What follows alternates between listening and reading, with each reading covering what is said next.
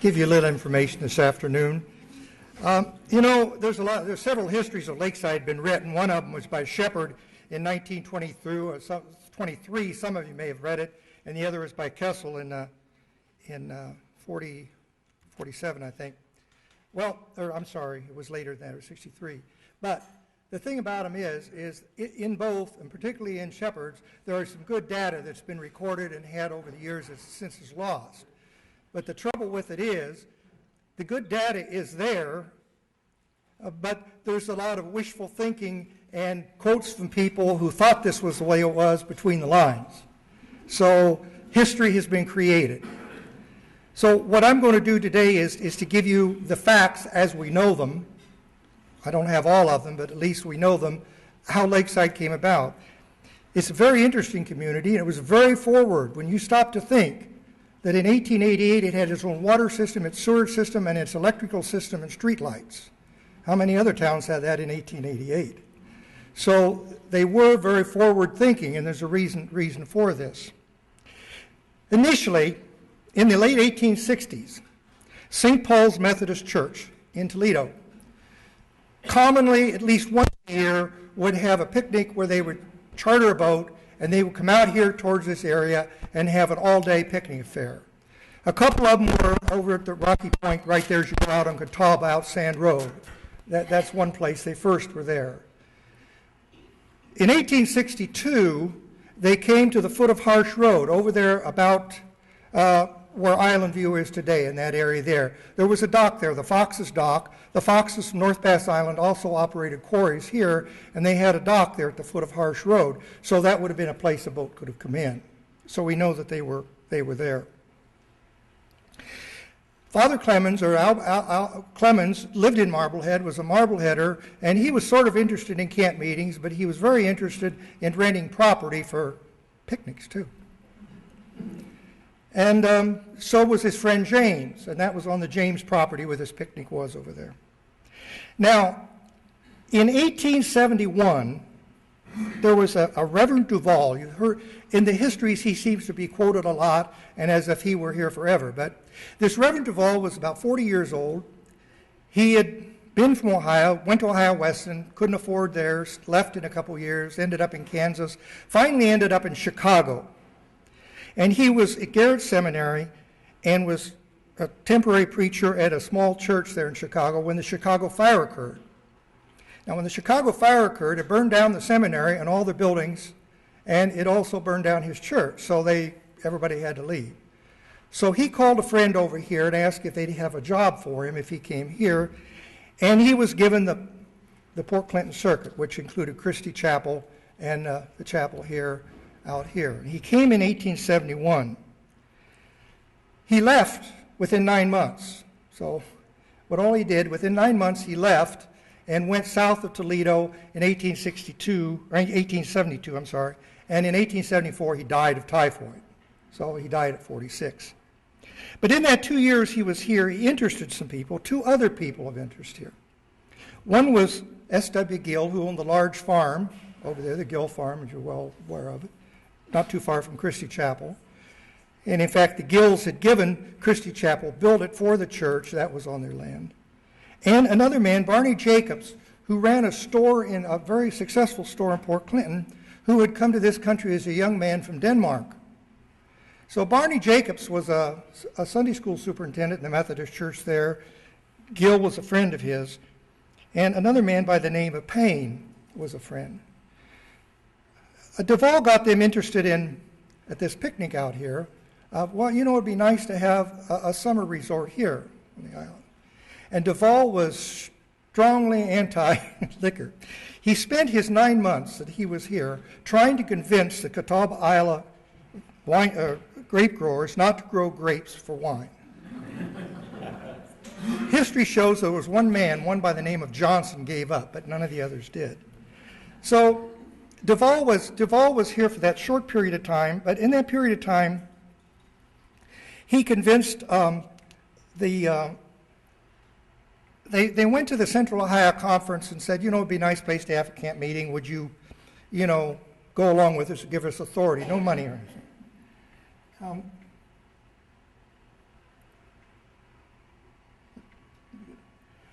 Okay, I'll put this on. So, in 1872, they obtained a charter. These men and about 4 others obtained a charter from the state in the name of the Lakeshore Christian Home. They obtained this charter for the Lakeshore Christian Home to develop a campsite here. There were 2 parcels of land, the Follett Farm and the Fletcher Farm, which they could take an option on in 1872, and I'll show you the map here in a minute.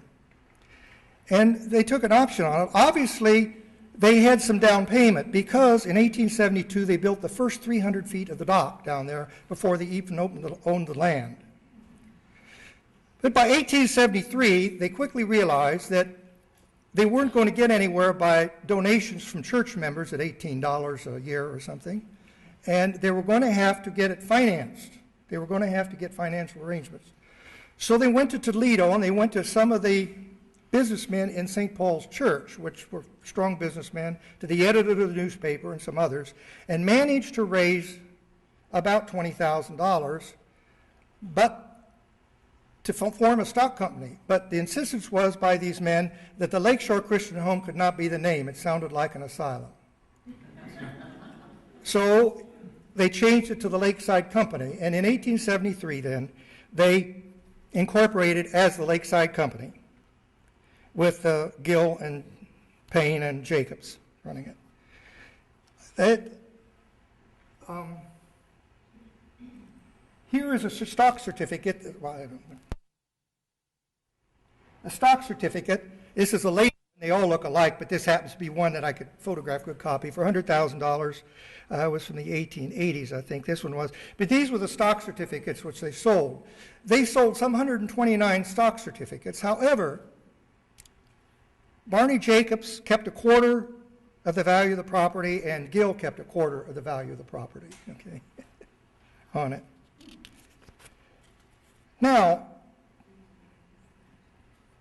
this is the peninsula, and this is the 1874 map of the peninsula. Some interesting things about it as we look at it.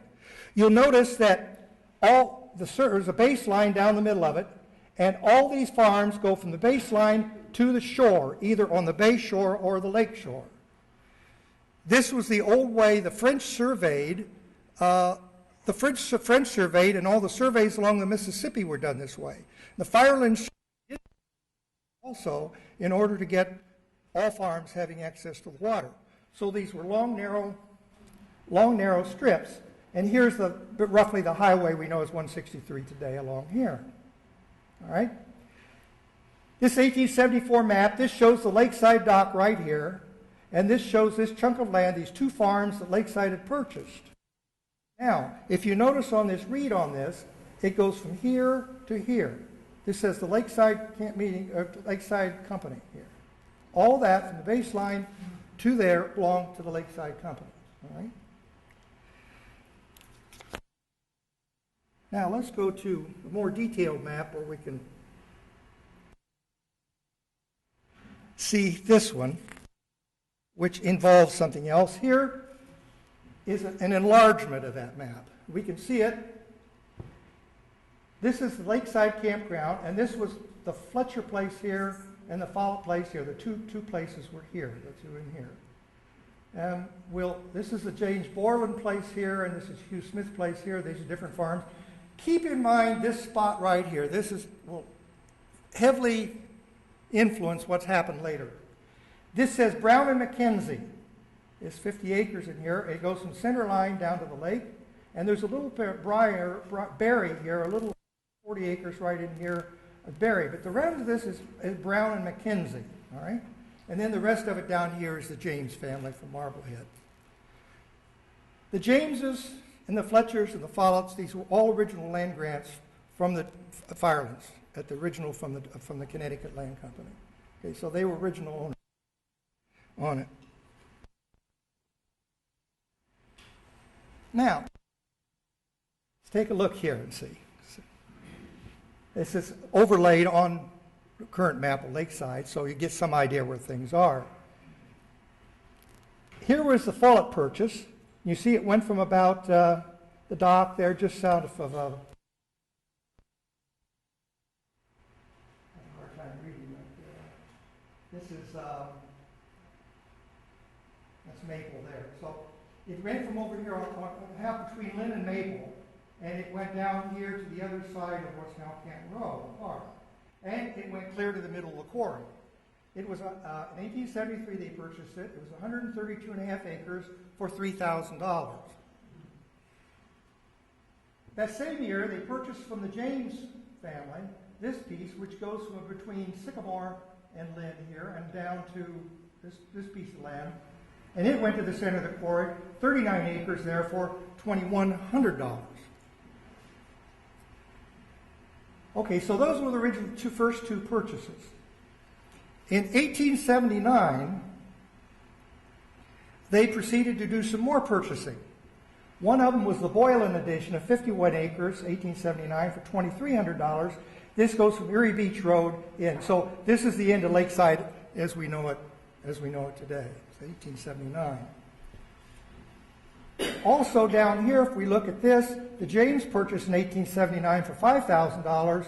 This goes from about where the East Gate is in Lakeside. This is Perry Park here, on up here, across here. Now, let's look at this piece in here. You'll notice here that this says Sebalia Purchase and Bolt Edition. Remember that was Mackenzie and Fletcher in 1873? Mackenzie and Fletcher. The Bolts at some time, within the 2 years, they were a farm family down here near Port Clinton, purchased it for unknown price. Look at what they asked for that and compared to these others.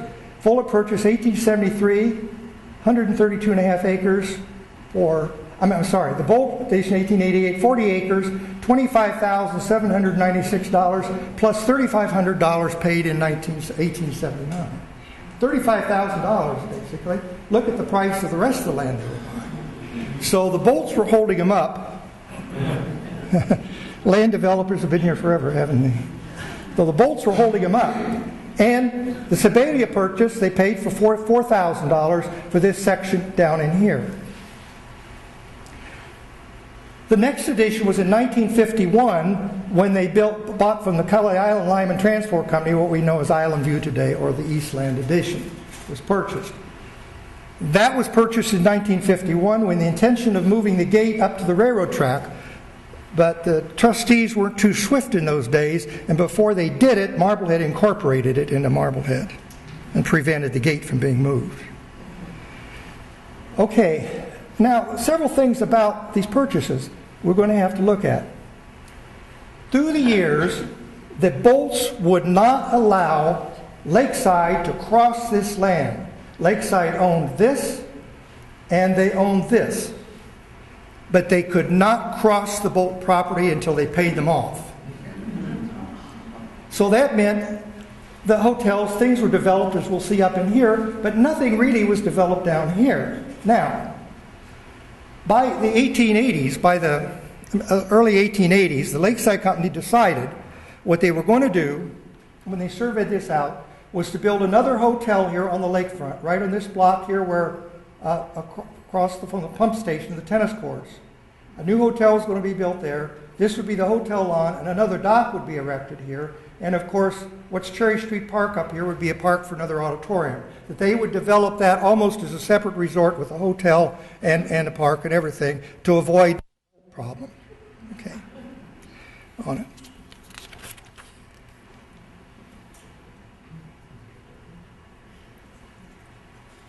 Now, this is what Lakeside looked like basically in 1875 then, except this is an 1879 map. And this section right here, this Oak and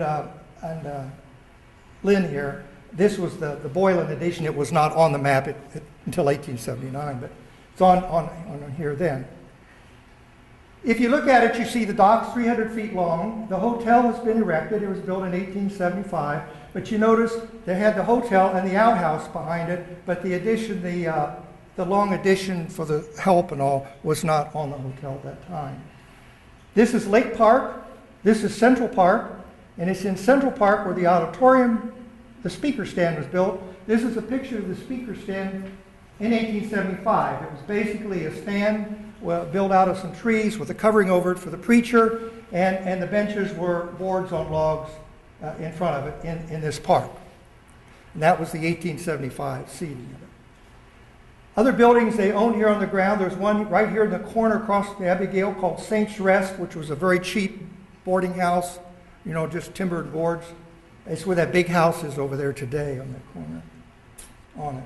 So this was what did you look like, and here was the hotel. This is a picture of the dedication of the hotel in 1875.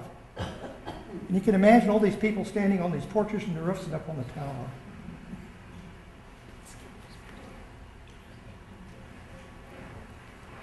Interesting thing about the hotel is, if you've ever been in it, you wondered, it has awful nice woodwork, and it used to have a lot of stoves. It used to have a lot of chimneys on it, and it had heating rooms that could be heated. So the Lakeside Company actually went to some doctors in Toledo and got them to help finance that hotel with the idea that when they weren't using it, they could use it for a rest home for people.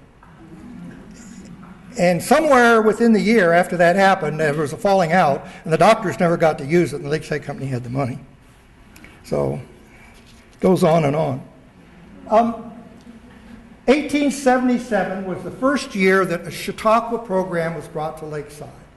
Vincent, J.H. Vincent, was the brother of the Vincent at Chautauqua. He came here to plan the program and to run it. This would be educational and cultural programs.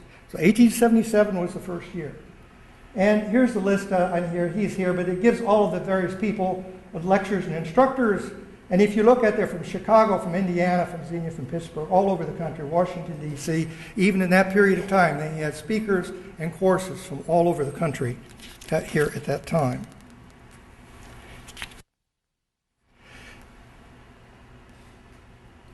A picture of the lakefront in the hotel in 1879. I know it's 79 because if you notice that building back there is built.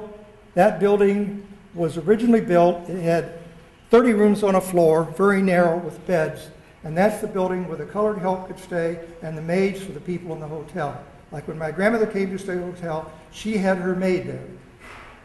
That the maids could not be in the hotel before 7 in the morning or after 7 at night. So they had to stay back in that building.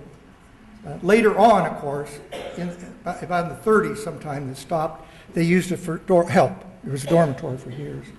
So that's the hotel, and here's the windmill that pumped the water right here by the dock, and here was the dock house and these buildings along the shore in 1875.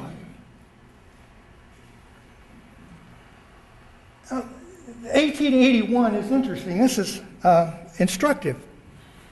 If we take a look at this, if you can imagine this, number one, I'll point out the business of it.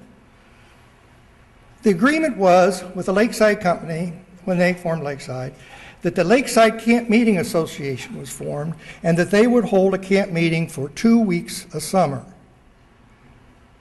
And I'll show you later, there was a block of land in Lakeside set out for them as a reserve where they were supposed to build their facilities and have a camp meeting. They were not to be in the auditorium or the other public buildings. In Lakeside, it happened. I'll show you where the land is in a minute. It never did happen. But look at this. All of these people, the Board of Trustees from Central and North and Central Conference, and the Executive Committee of the Electric Campaigning Association, all these people was the board that ran the 2-week camp meeting. All right? Here's the Lakeside Company. A.C. Payne, President, J. Kingham, Vice President, S.R. Gill, Secretary, and Barney Jacobs, Treasurer. They were running the company, selling the property, and doing the business. That was the Lakeside Company. It was astounding. Okay. So that's interesting. Now, but look at this, the annual Departments of Instruction for Science, Art, and Language, which was run by Vincent. Chemistry, Harvey W. Wiley, Professor of Chemistry, Purdue University. Botany, William W. Buckboard, Professor of Chemistry and Horticulture, Center, Penn State University. Albert G. Fatt, Principal, High School, Columbus, Ohio, was physics. Physiology was Professor of Geology.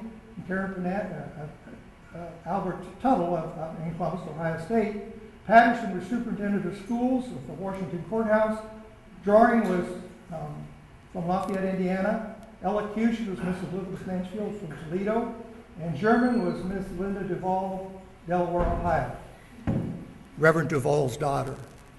And she's the one that gave a lot of the information to Shepard about what happened. Staunch member of the WCTU. So you can see that in 1881, these were the educational programs were being carried on here at Lakeside in the summertime.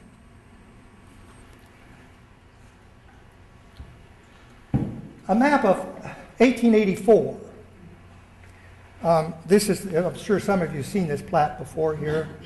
By this time, the water tower had been moved to the center of the park here, and it was the windmill was here. The bells were in that tower, the chimes were in that tower, and at this level there was a drugstore, various things at different times.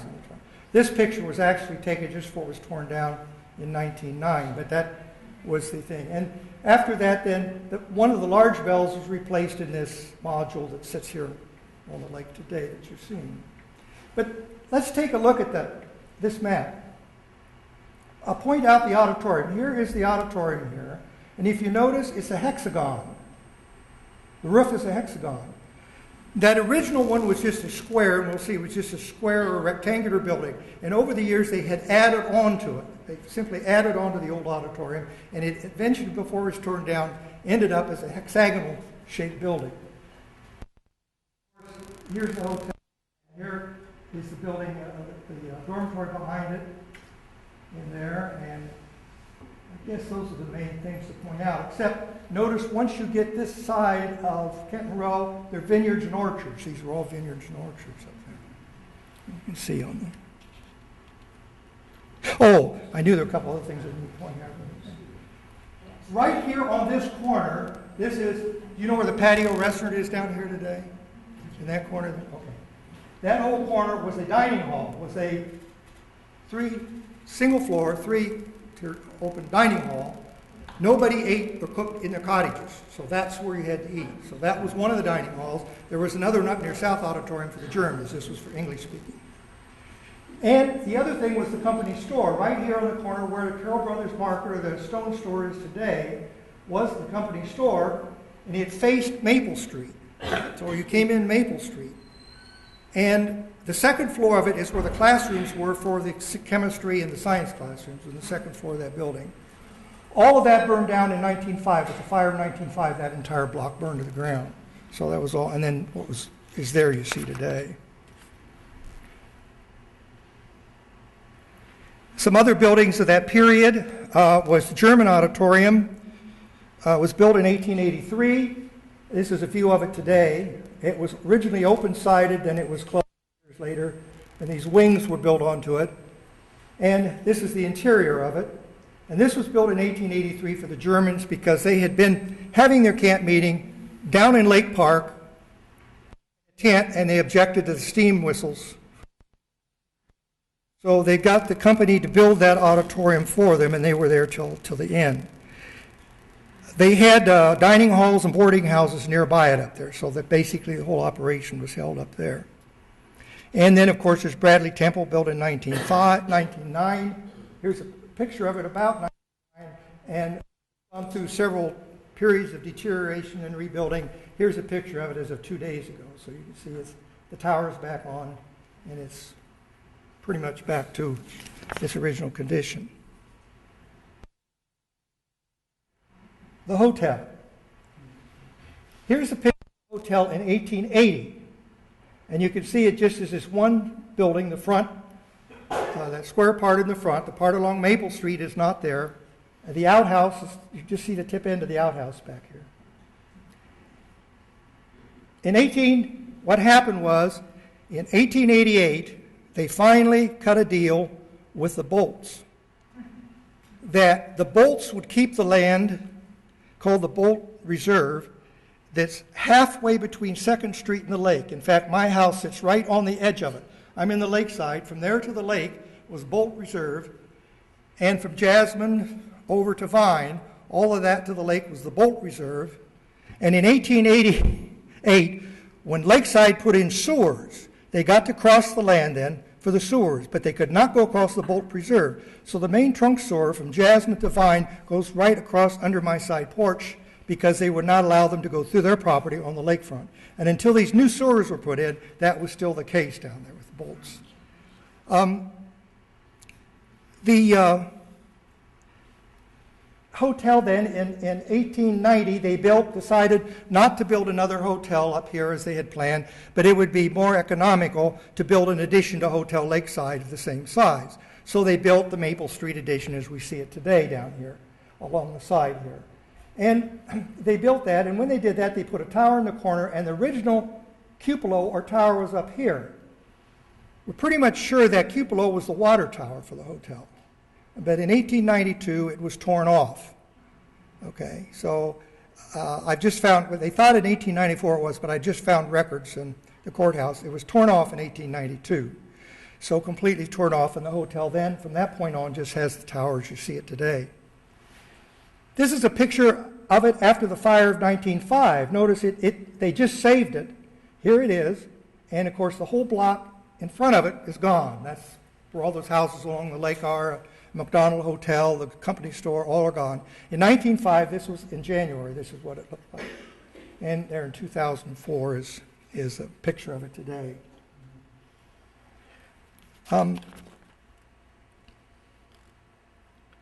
Program for 1894, just to give you an idea what was going on. Of course, the Lakeside Hotel, here it says open for guests July 2nd. It would be open on July 2nd and close August 30th. So it wasn't open very long, just during the summer. Ohio Division of the Salvation Army camp meeting, it gave dates for that. It gave the Lakeside Summer Schools, these are the educational schools, which like we've been talking about. The 18th Annual Encampment, 13th July to August 7th. 22nd Annual Camp Meeting, 20th Annual German Camp Meeting, and August 20th was the Prohibition Rally. So you see that they had the summer schools here, and then the camp meeting was the 22nd of August, and the German camp meeting was there. Before that, during the summer, all of them were educational programs going on here, and there's a schedule here of the things that we'll go through it. But you can see there's a tremendous number of scheduled events that were going on at the time, any one day. This document is perhaps the most instructive. This is a flyer that the Lakeside Company sent out in 1895. This was close to their demise. And it had the schedule here. Hotel opening July 1st, summer schools July 9th to August 13th. July 11th to August 11th was the assembly, was the camp meeting. Was the assembly, which was the Chautauqua Assembly. Bring in entertainers for Chautauqua. Grand concerts. August 14th to 25th was camp meeting. 19th, 25th German camp meeting. And then talents for Saturdays, and it gave the spatial days and all of this. But look over here. It said, where are you going? Why to Lakeside? Where and what is Lakeside? And first off, it gives these mileages to all the towns like Cleveland and Columbus and so forth. 150 acres, beautiful park on Lake Erie. 400 cottages costing $300 to $5,000 each. 3,000 seats in the auditorium. 650 feet of dock. 160 rooms in the hotel, $1.50 to $3 per day. Spatial rates for the month and for families. Cottages for any length of time. 200 seats in hotel dining room. 30 rowboats for hire. 200 seats in dining hall, reduced rate. That's the one I talked about in Bern. Boarding house, 6 boarding houses. 4 steamships daily. 300 seats in Bradley Temple. 400 seats in Good Templars Hall. 250 seats in the CLSC Hall. 100 seats in the WCTU building. 10,000 feet underground sewers. 30,000 feet water pipes. $5,000 value of the engine house, engine electric lights system. Post office, telegraph office, express office. 3 general stores, 2 meat markets, 6 trains daily, 100 colleges for rent. Now that was in 1895. So you can see it was not a small operation that they had going at that time. And with the sewers and the water and everything else that came in on it. Well, 1895, that fall, came out this letter from the stockholders report from the company, and it's an appeal to the delinquent subscribers for the stock to pay up. In other words, the people had stock and they had not paid up. So they wanted the delinquent stock paid up. Well, a lot of people just turned the stock in. They didn't pay up. So there was this problem with the stock. In 1896, apparently the Campground Association or somebody convinced them what they should do is remove the gates from the grounds and sell tickets only for the auditorium, and this would help the situation. As you can imagine, it made it worse. So they did. They took the gates off in 1896. You did not pay to get in the grounds. You just paid to get into the auditorium. The camp meeting also at this time began to take over, but they had another strange deal. They operated the program, and if there was any surplus, it went to the Lakeside Company to pay off stock. Well, there never was any surplus, as you can imagine.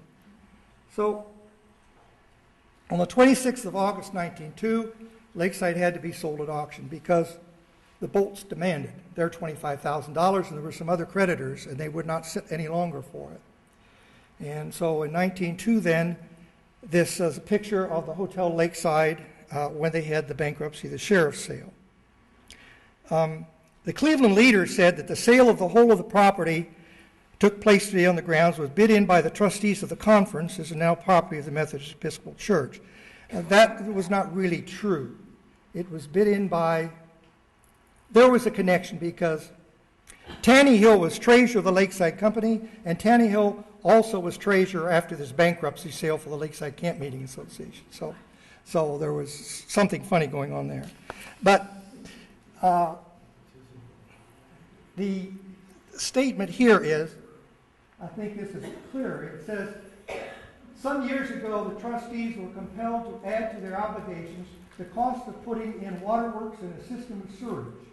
They had a balance of debt on the purchase of the grounds and extended the dock and hotel and other buildings. This full bonded indebtedness over and above the $15,000 was carried year after year.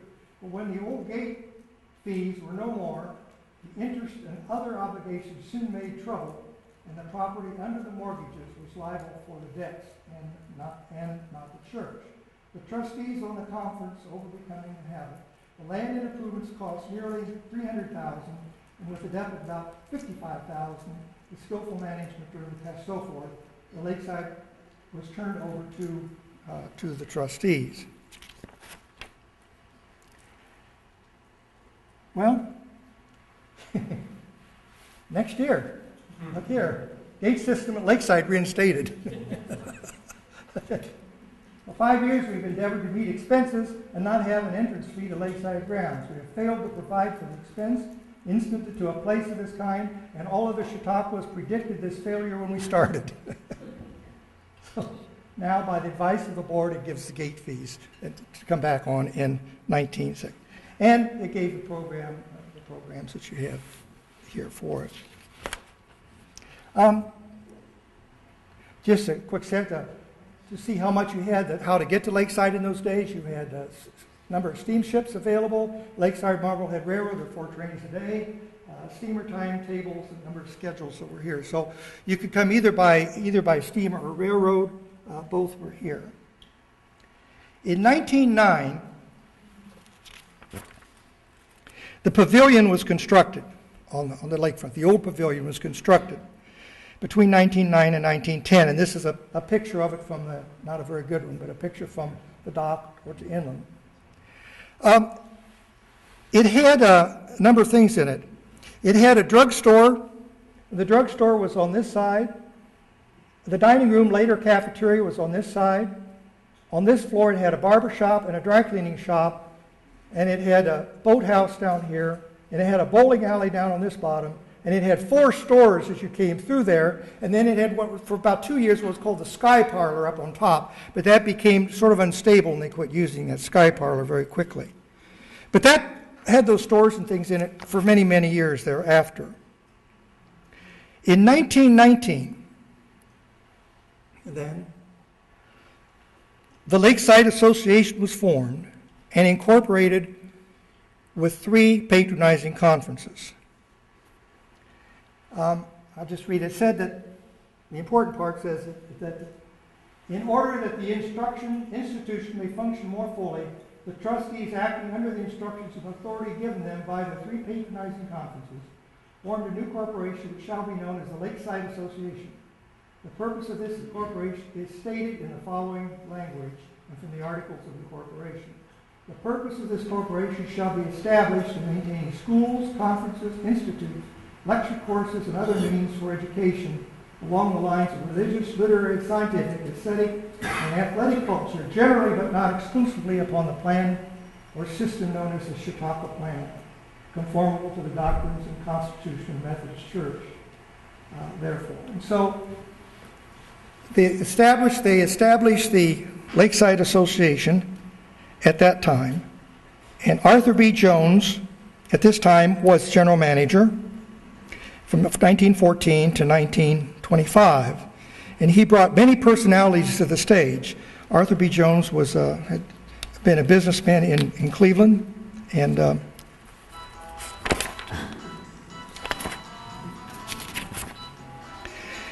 first thing Arthur B. Jones did, I did this when I was doing this for the trustees to define patronage. Patronage is the support, encouragement, privilege, and often financial aid given by a person or organization. It does not indicate ownership. And perhaps financial, maybe. That certainly has been true. Season of 1921, Arthur B. Jones decided, they announced they were going to build a new administration building on the corner where it is today. This is a picture of it as it was drawn for 1921, and it was completed that year. So Jones had that done.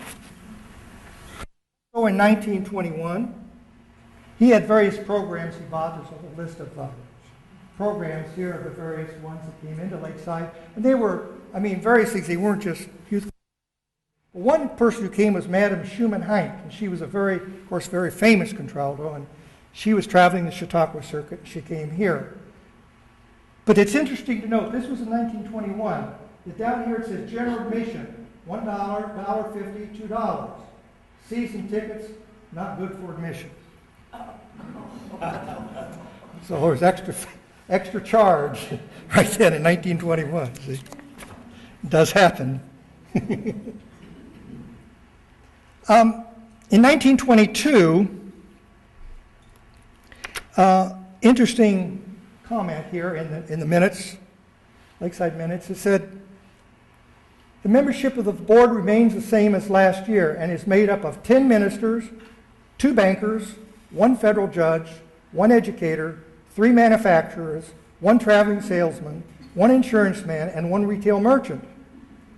So you notice the variety of people that were trustees of various professions. And that means they had been before, and they were at this time. It's just interesting aside on that. In 1925, Arthur B. Jones died, and his wife took over for 1 year with the help of Kenneth Miller. Some of you may remember Kenneth Miller, who was here for many years.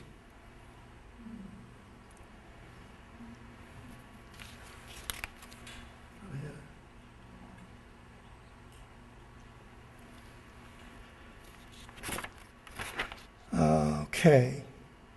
Let me just go ahead. I'm missing something I wanted. Okay. In 1925,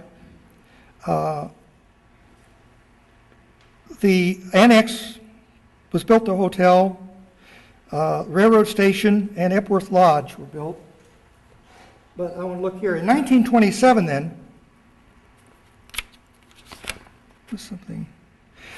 Okay. In 1926, A.L. Hoover was a wealthy industrialist. He owned the potato digger company down here at Avery.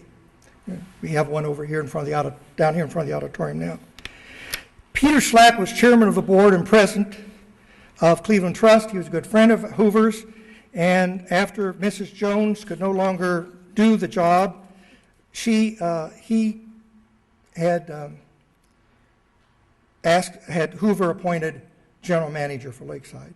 And Hoover was general manager then until 1947. So Hoover, and he had money, Hoover supervised the growing Lakeside. First thing he did in 1927, they announced the plans for an assembly hall, which we know as Orchestra Hall. There's a picture of it. The drawing of it was made, and it was founded that year. The Lakeside, his wife also urged that the women purchase the Green Gables, that house down there for the women's club. It was purchased in 1927, the time. And we look at the auditorium, and what it was here in about 1926 or so. Here was a picture of the first auditorium in 1878. See, it's a square, open rectangle. And then I showed you later it had additions onto it, which we have no good pictures of because you can't see it, but from the top you can. But here it is in 1890, and it was those additions were on it, but notice it was all open. It was small enough that they needed to have benches outside to sit for people to sit around. This was the platform inside the auditorium, and it faced north. If you sat in the auditorium, you would look north to the lake, not south like you do today.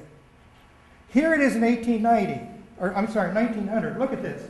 Same auditorium, but notice all these canvas sheets around it? That's so you couldn't get in if you didn't pay a ticket. So those sheets were there during that period of time. There was no gate ticket to have it in the 1900s. 1927 then, Hoover wanted to build this new auditorium, and he sent people out. They had looked all over for designs and plans, and they based it on a very large new bowling alley in Austin, Texas, that they thought would be a good plan for this plan without any center supporting posts or anything. And this is a picture of it under construction in 1927. This is right after the fire of 1928, and with this block had burned down, and that was the back of the auditorium. And of course, here it is today. You know, it's Hoover Auditorium in there. Just a sidelight on that, I suppose. If you go into the auditorium today, you may notice that you have these wooden beams, but you notice those iron beams, those steel beams are underneath it also. I never wondered about that. What happened was this lumber for this was brought in from state of Washington. It's a white pine. Was brought in for the state of Washington on railroad cars and left at the siding up at the railroad station. And then it was brought down, and they put these beams together. They were assembled here. But it had been out in the weather all that time. So the auditorium was built, and within the first year, the walls were out of line by 6 inches. They'd shoved out by 6 inches. The roof was coming down because the timbers were miscalculated. The weight was miscalculated on them, and also because they were wet, they're saying. So something had to be done. The company that built the auditorium is bankrupt and gone. So they got a company from from Cleveland to come in, design those steel pillars in there. They went inside with 400 telephone poles and jacks and jacked up the timbers as closely as they could to the original without destroying too much, and put in the steel arches underneath. And they've been there ever since. So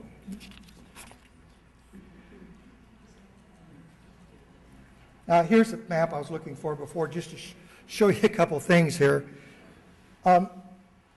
We talked before, here of course is the new auditorium. After 1927, it filled the whole block. The Central Park, completely filled. We call this Central Park now, but it's really Lake Park. Okay, and of course here's South Auditorium right next to us here. This building where the Methodist Church is, across the street, was the Good Templars Hall. That building was there was an organization called the Good Templars, which was copied after the Masons, but it was a prohibition organization. And they started to build a national office here for the summer called Good Templars Hall. They built it in that corner. They ran out of money. It had art glass windows. They never finished it. And eventually the Methodist Church bought it for $3,000 and finished it and moved into it. And that's when the Methodist Church was in there when it burned. Okay, but that was Good Templars Hall. On the other corner, right on the other corner over there, was the WCTU Hall. It was a very large building. And it was torn down when they moved the parsonage from the church across the street to build the addition to the Methodist Church here some years ago.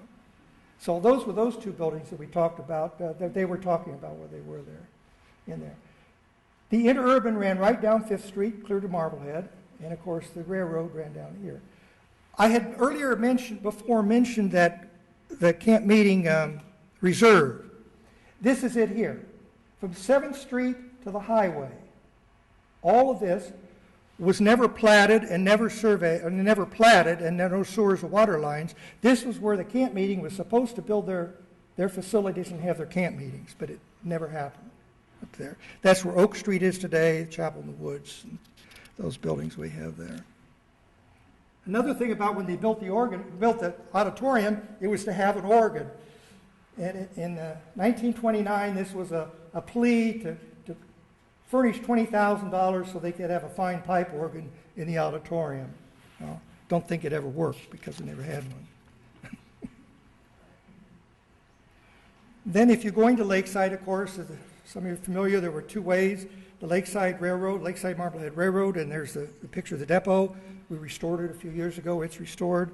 And then the Red Devil was the last car that they used to run there from Danbury Junction to the depot. And the other way was the Toledo and Marblehead, TPC&L electric interurban car, which ran from Toledo through Oak Harbor to Port Clinton and out here to Marblehead, and at one time out to Bay Point. A picture of one of the cars, and the station was at the corner of Walnut, and there's a house there now, a little house, Walnut. Then finally automobiles came. This is a picture of the South Gate where the fire department is today. Interesting thing here is that Hoover was instrumental in having the Bay Bridge built. He was one of the chief financiers in building the Sandusky Bay Bridge. And the reason they wanted it built was so they could get car traffic here for Lakeside rather than have to go clear around through Fremont. And so it was because of him and a couple others in the area here that Bay Bridge was originally built. 1932, just a couple things here. It's hard to read, and I'll just tell you what it was. It shows there's a whole list here of hotels and restaurants. Take a look at that. I mean, these were hotels and restaurants in Lakeside here. And so you can see there were quite a few yet in 32, cottages and rooms, roomers' places, stores and shops and gifts on there. This was the first year that the International Lyceum Association met at Lakeside. They were, had all the snakes charmers and the whatever you name it, and all the high schools came to book them on all. They always came at the end of the season. They came here. I found letters in the Red Path archives at the University of Iowa Libraries between Hoover and the general manager at Winona cutting deals to bring the LA here. So Hoover was instructive in buying them off and bringing them here to Lakeside. That was the first year that Ohio Wesleyan University operated a summer school here. So 32, Ohio Wesleyan had a summer school, and that hotels and restaurants. The other buildings we would have had here then by 22 was the brick store in the corner, operated until 1932. This was Barney Jacobs' store. It's down there now. It only has, 4 windows on the top, and it's plastered over. But that was the store. Then later on, it was the RG Grill. That was a general store, open year-round for general merchandise. Here's the theater that was built in 27. Wahomas was built in 27. Administration built in 21, all by the same architect. I think you can quickly see that they do match. Okay, 1937. I just wanted to show you one thing here that you had. If you remember that listing of the trustees we just talked about before. Here in 37, I had 8 trustees from the Northeast Ohio Conference, 8 from the Ohio Conference, and 3 trustees at large. And most of these are preachers. So where were the bankers, the lawyers, the other people? They had gone back to this. The makeup of the board was, at this time, was 10 ministers, 8 others, and also Hoover. This also, in 1937, was the very first year that the Northeast Ohio Conference of the Methodist Church met at Lakeside. You may think of Lakeside as being a place these conferences meet because you hear so much about it. They never were here. The Northeast Ohio Conference came in 1937 for the first time, and then it came in September after the season, not before the season. Well, okay.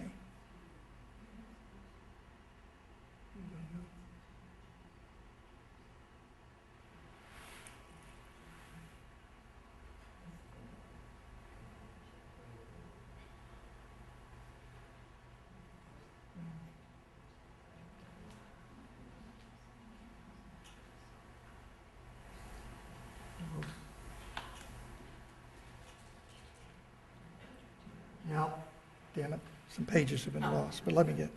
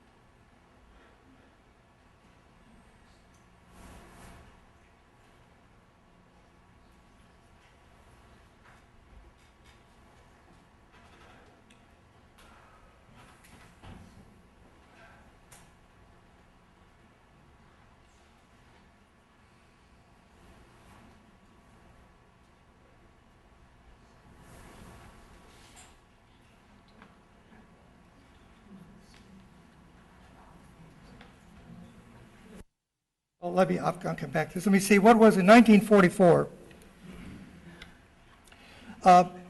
Lakeside had a debt of about $300,000. And this letter came out stating this. I have to read it to you. This letter came out and it said, "Let us not be disturbed by prevailing gloom. Today our debts are 26% of our net worth, and by no means impossible. In 1942, we made money. We made money, and we enjoyed a prosperous year, and from this we take courage. But to secure programs necessary to ensure large attendance, we must pay our obligations." Then he goes on and says, "Of course, we could turn the place over to John Barleycorn and the interest and pay our debts quickly. Slot machines, dance halls would offer a solution. One can imagine the protests and consternation if the proposals were taken seriously. It would savor of defiling the sacred tradition of the past. Lakeside is more than a place. It is a shrine of glowing fellow's memories." I don't know who writes these things. "Here thousands have found deep religious experience. Here it has started lives upon holy missions. The church cannot desert this field. We believe in our patrons. We believe that they want a place with an atmosphere. We believe they want children safe in nurture and environments and so forth. We believe they want Lakeside a Christian-centered institution. And that called for a Boosters Club last summer and received immediate attention." So the church was active in this thing here, and they were still at this time, there was no endowment of any kind for Lakeside. Imagine this. This is 44. No endowment of any kind. And so they were after money to be given, piecemeal.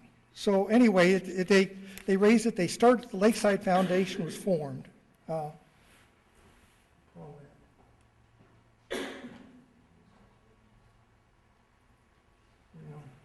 Here's what I want anyway on it. So we go on, and this would be in 1957. They decided that they drew plans for modernization of Lakeside and for a crusade for a greater future is what they were going to do. And here are some of the buildings. Here's the new Hotel Lakeside, to be where Hotel Lakeside stood. This is the downtown area. This is where the patio and that whole block is along 2nd Street with the grocery. All that was to be torn down, and this was to be a new shopping district down here. Here's the pavilion down there. That was to be torn down. This was to be the pavilion on the lakefront. There was to have swimming pools and things built in the area down here. Of course, they had no idea what the lake would do to that. And on the lakefront where the bell tower is, this was to be a preacher's stand and a bell tower here. So those were in the plans in 1957.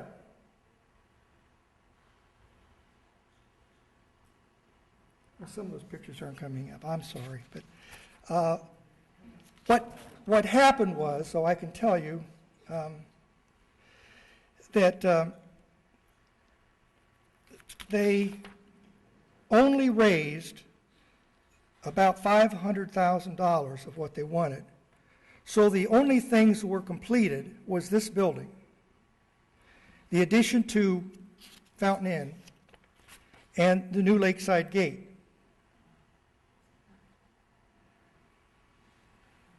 They were the only things that were completed. 1962, they tore the pavilion down. If you remember, the old pavilion was there, and they tore it down. And what they did was they just tore it down to the ground floor, tore the top off of it. Some of the people that lived in front of the pavilion, across from the hotel, told the association they would give them money if they would tear the top off the pavilion because it blocked their view from their house. And that's why it was torn off. And it was torn off, and they simply put tar roofing across here, left the bowling alley down here. But over the years, of course, the thing just deteriorated. It was poorly built, to make it long story short. And that's the way it looked in '63, and then it was torn down, and today is the way it's been done. That's been replaced. That same year in '62, the bandstand was torn down and a miniature golf course built in Central Park. The corner stores burned in the winter, and a new patio restaurant was built. The brick store was remodeled to 4 shops as you see it today. And the plea for unpaid pledges to complete the trailer park and convert the school to a dormitory went on, and they didn't get it. The completed dormitory was the old schoolhouse up there with bunk beds in it, and the men's showers built along the walls in the basement, and the ladies had stalls. And then in 1964, Bishop Warner was moved to Korea. Okay, on that. What I didn't point out, I guess I should, that was in, just a minute here, that in 47, I think it was, in 1947, the West Ohio Conference also came to Lakeside for the first time. Remember, it's 37, the East Ohio. 47, the West Ohio, because Bishop Warner had both conferences, and he did not want to have to move his office between conferences. So he brought both conferences here when he was there.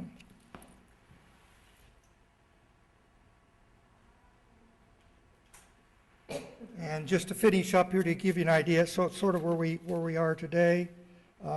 In 1964, the makeup of the Board of Trustees was, as you can see there, 4 ministers and 4 lay members from the West Ohio Conference, 4 each from the East Ohio, at large 5, and the 2 bishops, which were never here. The problem was that nothing could get done. Money couldn't be spent. They wouldn't want to spend money. They wouldn't want to do anything here. If you were looking at that period in time, the only programs here at Lakeside were youth institutes and youth groups. There was nothing else, and they had converted the use of these buildings here to rooms for youth and MYF institutes every week. There was no Chautauqua program, no lectures. They still maintained the program in the auditorium every night and a Sunday sermon. That was it. Other than that, there was nothing except these youth institutes, and the churches were very interested in keeping the place cheap for these youth institutes. So there was, whenever repairs had to be made, things had to be done, it couldn't be done, and this was a constant problem. So in 1972, they added 10 members at large, spatial members at large, so that they could outnumber the other votes. But in countering it, then they were forced to include the Norwalk District Superintendent, the Toledo District Superintendent, and the Lakeside United Methodist Minister, and the President of the Property Owners. Before this time, there was no rule that any property owner had to be a trustee. Also, I don't know what's happened to some of these. Also in 1976, then, was the first time that we started to have some programs in the afternoon, lecture programs. There were 4. One was the History of the Ohio Frontier by Richard Smith from Ohio Wesleyan. Another was Pastoral Counseling with Stark from Cleveland. I taught the geology class, and we went to the islands, the quarries, and all that. And there was Religion and Life Seminar by E. Kent Brown, and there were art lessons all summer long. So those were the first ones, but there were only 2 of those were of religious nature, and the art classes. Also, in 77, the Fountain Inn on the Maple Street was added, the West Park, and my Mrs. B.V. Mitchell was a trustee. And then again, here we have the trustee situation that in 1979, we had the same situation with the 8 members from the conferences, the bishops, the district superintendents, Lakeside United Methodist minister, property owners, president plus 2 now, and a youth member. So now there were 40 members on the Board of Trustees. It kept getting larger. Okay? And in 1986, we were added to the National Register of Historic Places. The Oak Street addition was surveyed, platted, and sold, the new houses up Oak Street. South Lakeside was purchased back. A lot of South Lakeside's purchased back. The fence partially been moved. I think there'll be more moving of that fence this year because they just finished purchasing all of the Robble property up there, which is a large chunk of property. The railroad station was obtained from the quarry and it's been restored. The hotel, of course, is under constant restoration. Hoover's been restored, painted, new roofs. Epworth Lodge up here has been saved, restored, and the Rhine Center developed. South Auditorium has been redone. This building's been completely redone, as you know, all new heating, air conditioning, windows.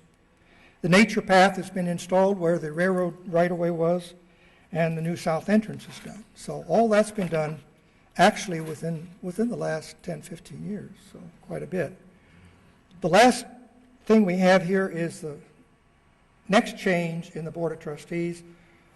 2 years ago, 2007, it was changed so there's, from the West Ohio Conference, one minister and 1 lay member. From the East Ohio, 1 minister, 1 lay member. 13 at large. 13 must be Methodists. 8 have to be property owners, lessees. Lakeside of the chairman of the Lakeside Foundation, and the 2 bishops, of course, which are ex officio minister of Lakeside Methodist Church, and the property owners, president plus 1, and that reduced it from 40 to 26 members. So it's a little more workable situation that you have there. So that's where we are today, and I think if you look at it, there is currently only one of the original buildings that's still standing in Lakeside that is not completely renovated, and that is the old schoolhouse. And that's got a new roof on it, new foundation under it, so it's protected, and there's debates of what to do with it. But that's pretty good if you consider what this looked like in 1942 with these boarded up buildings and things. It's done. So I hope you see that it's not been a steady growth things up and down, and there's always been financial problems. Of course, now there's an endowment and things are much better. So hopefully I gave you some information.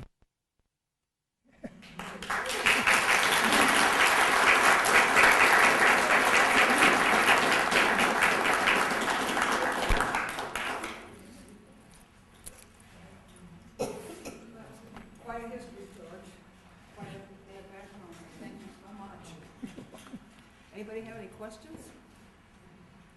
Yeah, were women ever on the Board of Trustees early on at all, or when did women actually?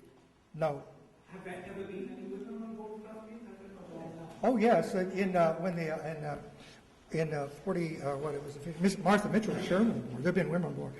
My wife's been on the Board of Trustees. Nan Volkemore's been on the Board of Trustees. A number of women on the Board of Trustees. In fact, the woman who was just president of the Board of Trustees just went off of being Board of Trustees.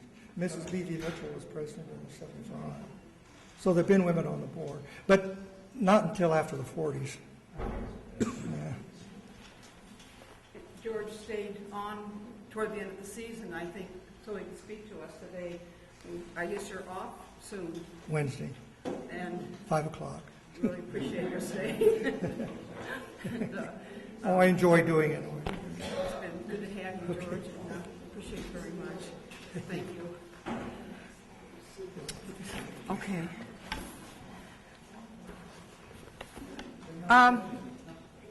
Any more questions? Oh, I'm sorry. Who do I see? Where are you? Who has a question? Just a quick question. Did you ever say what happened to the property south of the center line? You know, originally the No, I did not, and I was going to tell you that. I was looking here on the other time. South of the center line, when the company kept having trouble in the 1880s, 70s, 80s, Barney Jacobs and Payne and Gill would make it up out of their own pocket. Okay? They'd make it up out of their own pocket. And so in 1886, the company gave all the land to the south of the highway, to the center line, to them for $1. As compensation for the money. So in 1896, all that land from the highway to the center was given to them for $1. Oh, man. yeah. And it's like that's what a quarry is. And the other thing was that $300,000 debt in the auditorium in 47 when we had this was that Hoover gave $150,000 out of his own pocket to reduce that debt. And that money came from the sale. So when people came by train and they stopped at the station, was there like a ticket place there that you bought your daily ticket or your weekly ticket at the station? And the ticket was, the fence was along 7th Street. The Lakeside fence was along the north side of 7th Street. When you came down the sidewalk from the station, when you came to Walnut Street there was a ticket office at 7th Street to Walnut. And you came through the gate there. And the other place that you drove cars in, where you could come in, was where those 4 stone pillars are, over there at Jasmine. That's when they built a parking lot. And Hoover wanted a parking lot so no cars would be in Lakeside in 1926. That lasted 6 weeks and he was about to run out of office. But that's what those pillars were for. That was what the parking lot was for you to go into Lakeside. But the fence was along 7th Street. And originally, the post office sat right there on the corner so you could go into it from the outside and the inside. That building is now the Bucky House in Jasmine, right down near the lake. It was moved down there, back of their house. Yeah. That's the original house of the post office. But you said there was also the intra-urban, I think, went down 5th Street. Interurban ran down 5th Street. Did it stop in Lakeside? Or Yes, the station right here at the Walnut, and we got pictures of a big station at Walnut and 5th, and it was gated, and so the car went inside the gates. They were closed. You bought your ticket off before you come outside the gates there. The motorman, or the conductor had to get off at the east side, open the gate, let the car in, and close it. And same thing on the other side. That's what they did that. And I'll tell you another thing about it. I remember as a kid, it still ran when I was a baby. That thing had those air horns. You know how they have air horns on it? It blew it every day in the street going through there, 5 o'clock. Yeah. You referred to Central Route, what's the name of it? Of which? The Central Avenue or whatever it was, on the peninsula? Oh, Baseline Road or something like that? well, the 163. No, this was the east-west, didn't have any. Baseline. Oh, the baseline. The baseline, survey baseline. What's the name of that road? There's no road on it. It just goes right down. It was just surveyor's line. Okay. Sure. You know,